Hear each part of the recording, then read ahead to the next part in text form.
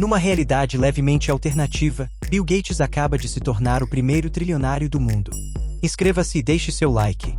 Em 9 de agosto de 2011, a Apple ultrapassou a Exxon e se tornou a empresa mais valiosa do mundo pela primeira vez. Na época, a capitalização de mercado recorde da Apple era de 351 bilhões de dólares.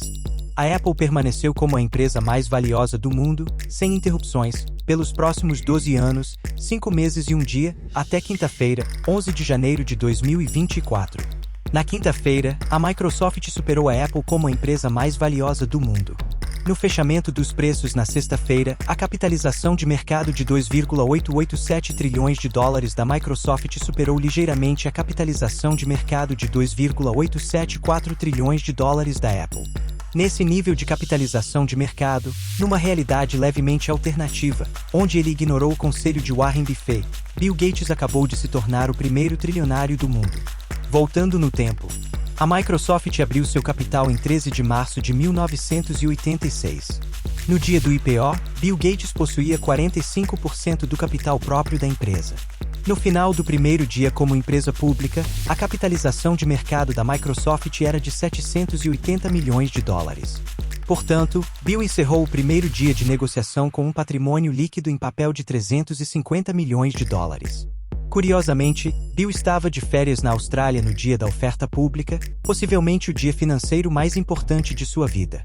Quando retornou, seu grande gasto como recém-bilionário foi pagar a hipoteca de sua casa em Seattle.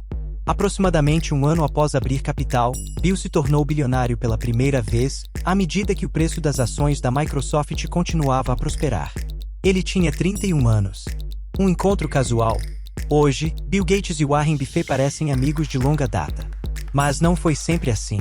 Os dois bilionários se encontraram pela primeira vez em 1991 em um churrasco de 4 de julho na casa dos pais de Bill em Seattle.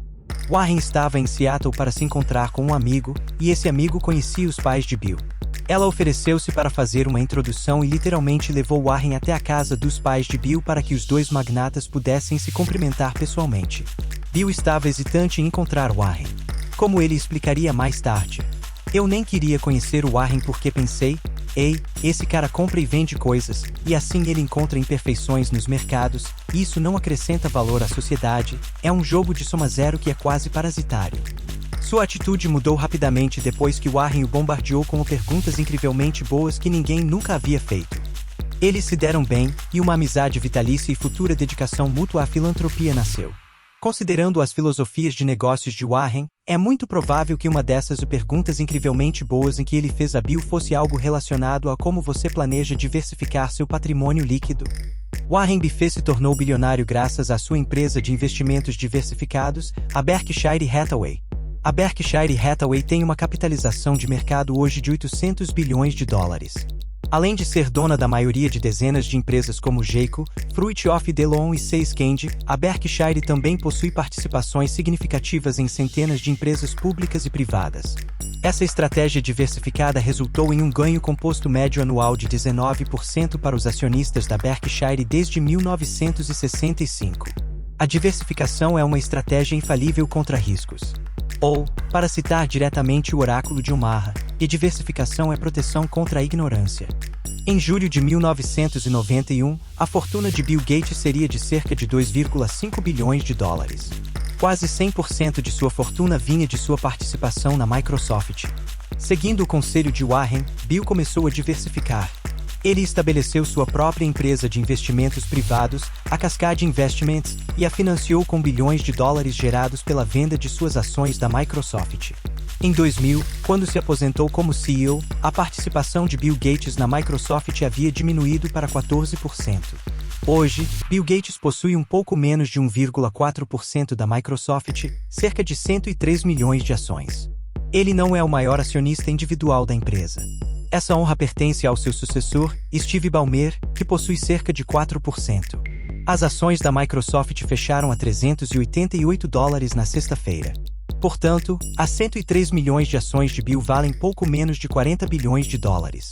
Esse valor constitui cerca de um terço do patrimônio líquido atual de Bill, que é de 138 bilhões de dólares. O restante de sua fortuna vem de seus investimentos diversificados controlados pela Cascade. Através da Cascade, Bill possui centenas, potencialmente milhares, de participações significativas em empresas públicas e privadas. Ele também é o principal proprietário da cadeia de hotéis e resorts Four Seasons e é o maior proprietário privado de terras agrícolas nos Estados Unidos.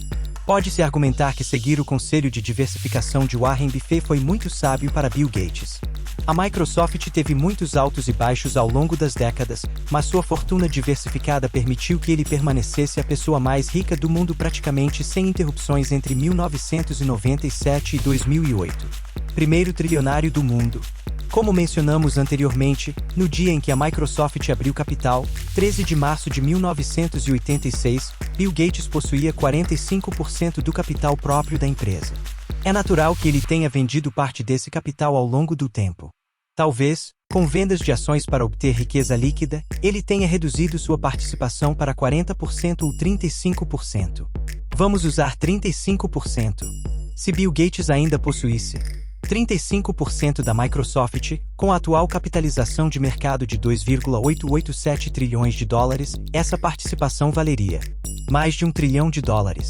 E se isso não for surpreendente o suficiente, se ele ainda possuísse 35% da Microsoft, graças ao dividendo de $3 por ação da empresa, todo ano Bill receberia cerca de $9 bilhões em pagamentos de dividendos.